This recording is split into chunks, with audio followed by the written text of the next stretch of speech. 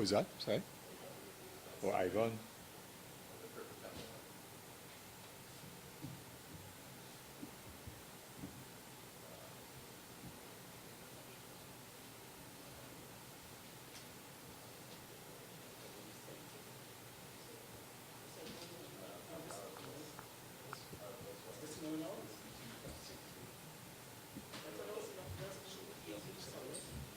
Yes, once you have no problem doing that, you could either sit right behind us, in which case the camera will pick you up.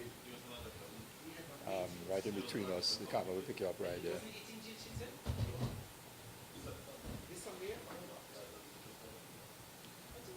My phone.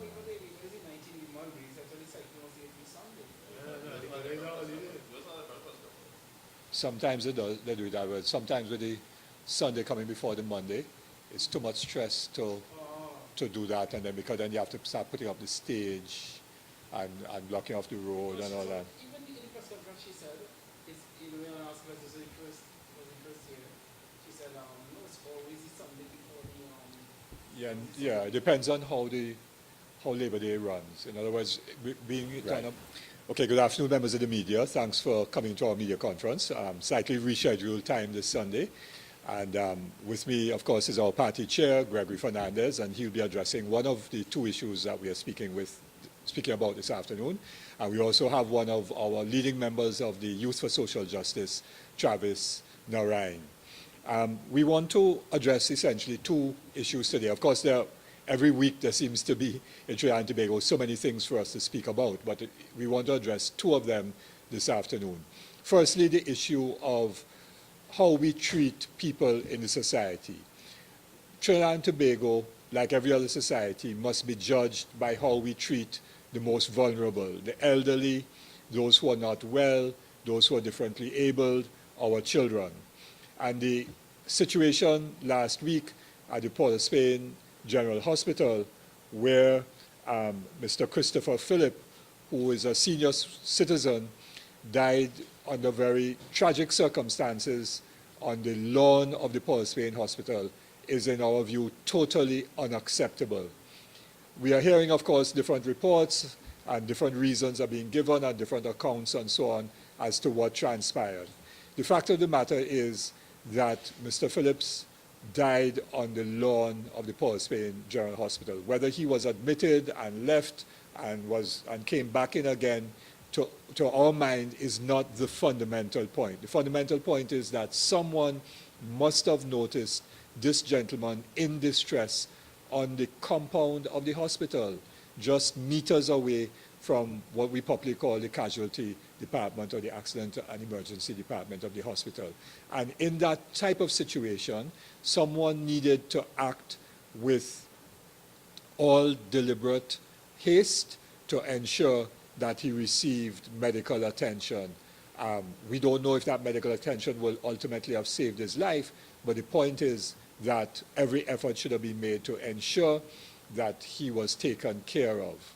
And you see, we have a situation in this country where there are some people who count, and those number the very small minority, and the large majority of the citizens don't count, except at election time when their votes are needed to be counted in the ballot box to win an election. But for so many of our citizens, they don't count. They don't count in terms of access to medical care and attention. They don't count when it comes to the justice system. They don't count when it comes to employment or to decent jobs or to ensuring that they're not exploited at the workplace and so on. They don't count insofar as the prison system is concerned, where people are in remand for years because they just could not post bail. There are people who don't count when it comes to our education system, which is failing 40 to 50% of all of our young people who are writing CSEC exams, what we popularly call CXC, at this time, or 35 to 40% of all the children who write SEA.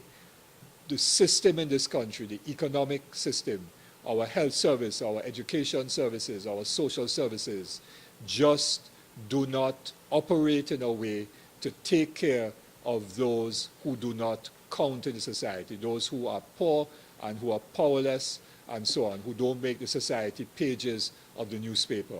And if we continue going in this direction, where people like Mr.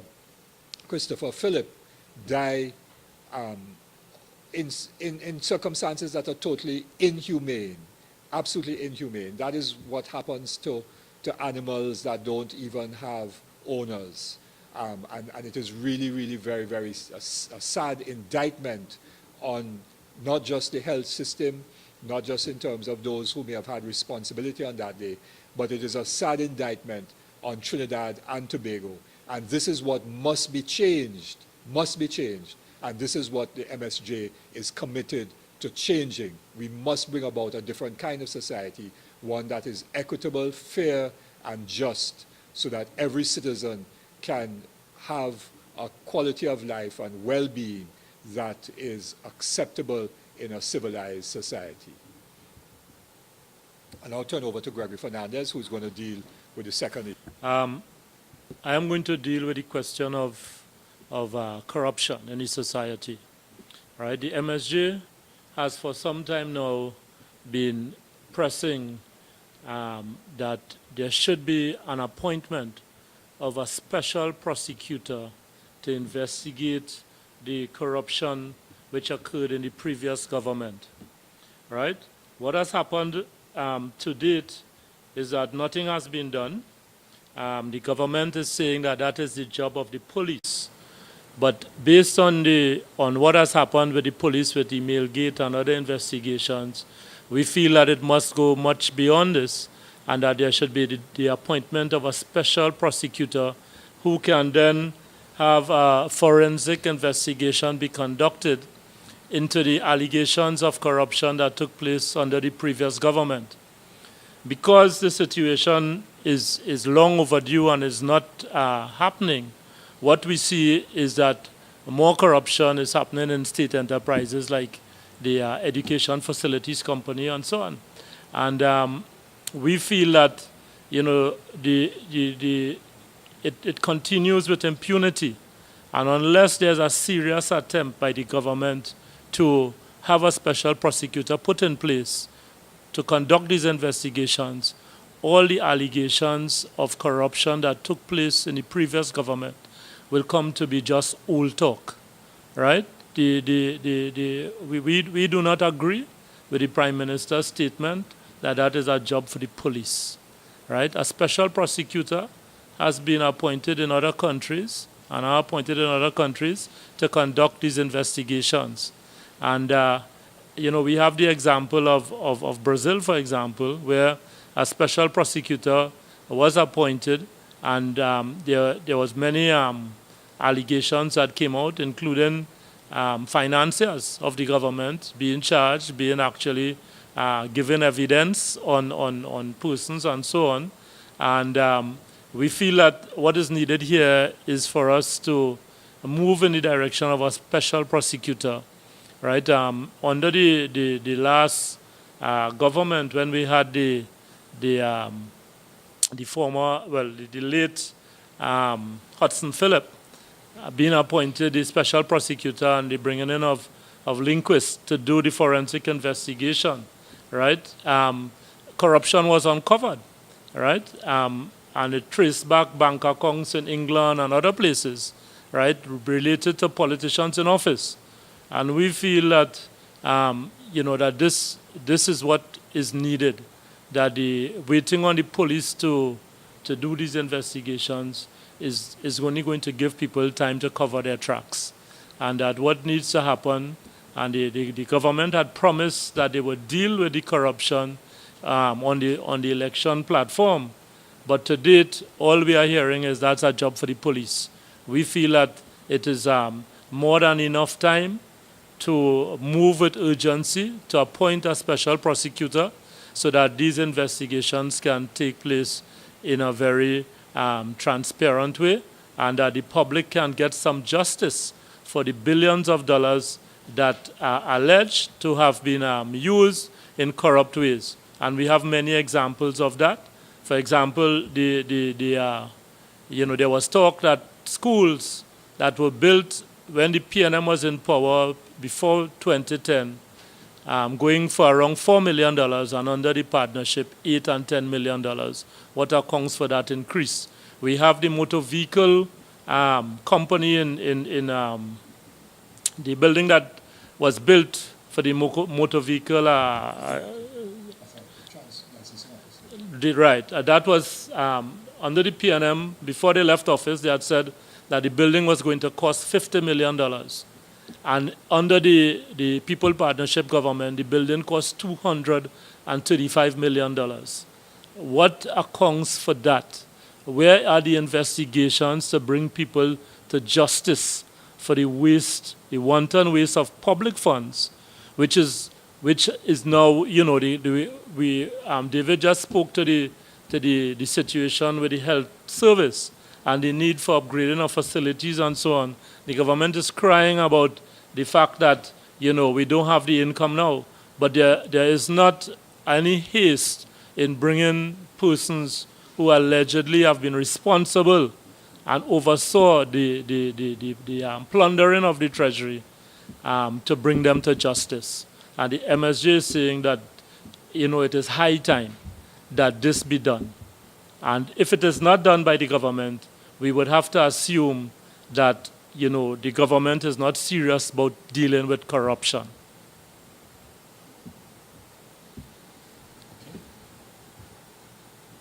Any questions?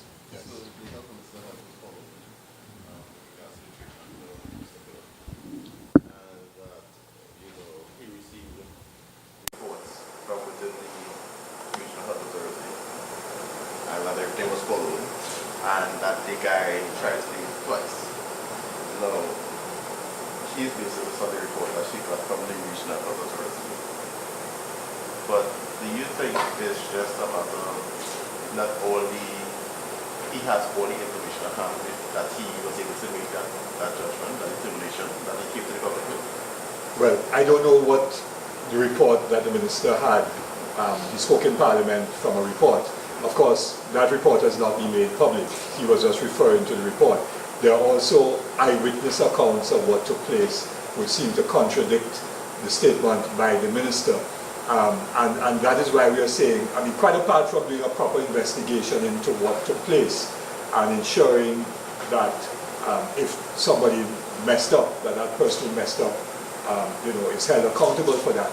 It's quite apart from that. What we are addressing is a fundamental attitude in the society where some people, because of where they're from, how they look, and so on, they're treated as second, third, fourth class citizens.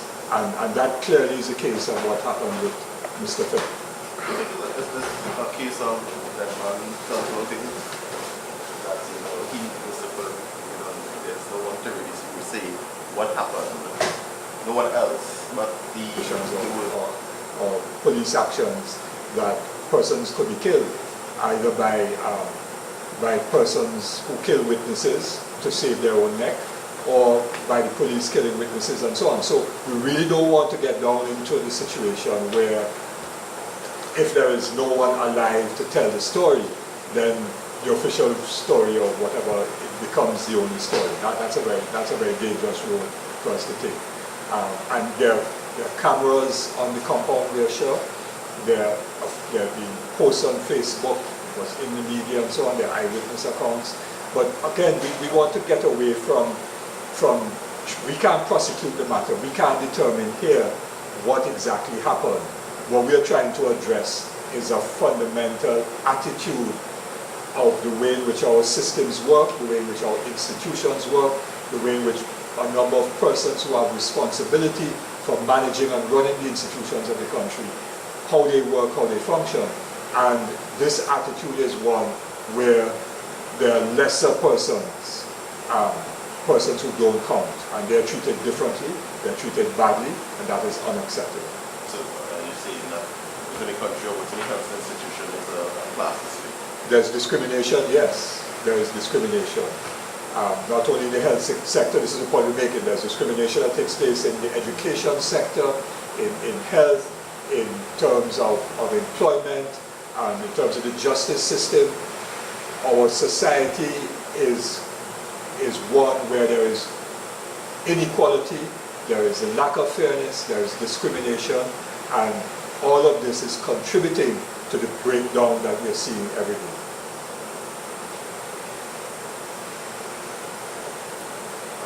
Any others? I have one, but it's not pertaining to this. You could ask on any other issue. You know, we're always open to the media's questions. All right, so in the past month, we've had a lot of issues with the judiciary. One being as you saw for the CAC, which was forced to resign. Then you had the issue with Justice Francis Casada and EG writing to get information about the selection process. And we've even had a judge, being reprimanded for sexy tweets that he sent out on social media. Now with all these things happening around the judiciary, do you think it's causing a lack of confidence, a lack of public confidence? Yeah. Several weeks ago, we issued a media release, and I could pull it up, I have the hard copy somewhere there. And last week I did speak about it again in our media conference last week, where there's quite clearly a crisis of confidence in the judiciary. There's the issue of legitimacy, and many people are questioning the legitimacy of this institution. But we are making the point, and we made the point several weeks ago, that it is not only in the area of the judiciary that generally people who have positions of responsibility in Trinidad and Tobago, who hold high and important offices, are not being held to account or do not take responsibility for their actions. And as a result of that, whether it is in the case, for example, of the government ministers, Darrell Smith or Shamfa Kudrow and so on, the issue of the collapse of the sea bridge, the issue of the judiciary, so many areas of national life. We are seeing persons who hold office not seeing themselves as being accountable to citizens or do not take responsibility for whatever took place under their watch. And as a result of that, the legitimacy of the institutions of state have broken down, which is why we talk about the Second Republic, because the institutions are broken down, and therefore we need new institutions, reformed institutions. And also, we are seeing a situation where things fall apart, the center can't hold. So in the case of the judiciary specifically, when people look to the court as the backstop, if you wish, the last option that they have to get justice, whether it is against arbitrary actions by the executive, the cabinet, or the government, or arbitrary actions by other arms of the state, or whether they have to get redress against their fellow citizen who they feel have wronged them. If that institution is in crisis, then where do people turn to get redress? And if people don't feel that the justice system is working for them, then we're in a very dangerous situation indeed, where the center is not holding, things are falling apart, and the country is moving towards a crisis that, as we said before, will make previous crises look very small indeed. Now, given the situation with Mrs. Caesar, do you think that the president should take some steps or look into investigate what really happened with regards to her dismissal? I have not yet read, I saw it reported in the Guardian today, but I have not read in its fullness. And so I really can't comment on that. That is obviously going to be a legal matter. Mrs. Caesar has legal counsel, and I'm sure that is a matter that will eventually proceed through the courts. And that's all I could say at this moment. And with regards to Mrs. Smith and Mrs. Caesar, do you think that public officials who allegedly have come to increase this taxpayers' dollars, do you think they should be made to pay that to those? Well, okay, there are two different circumstances. One was the use of a phone, and in circumstances it could be that the minister or whoever else it is could be told to pay back the money and so on. In the case of the Tobago trip by officials of the Ministry of Sport and Youth and Sport. Of course, one will have to identify who is responsible in that regard, because the expenditure was signed off on by the Permanent Secretary as the accounting officer, not by the Minister. And the Permanent Secretary seems to have been already transferred, so perhaps she has already gotten a signal that her actions were not correct actions at this point in time. I think what the issue is for us is the attitude of the ministers when they were first confronted with it. They didn't take responsibility. They didn't think this was something important that they had to account to the taxpayers of this country, to the citizens of this country. And that is a more fundamental issue for us. And while we're saying this, let me just piggyback on what Reverend Fernandez said, is that we're hearing a lot of statements from the UNC about matters which quite necessarily have to be criticized, actions by the current government which have to be criticized. But you know, it's quite amazing when the pot is calling the kettle black,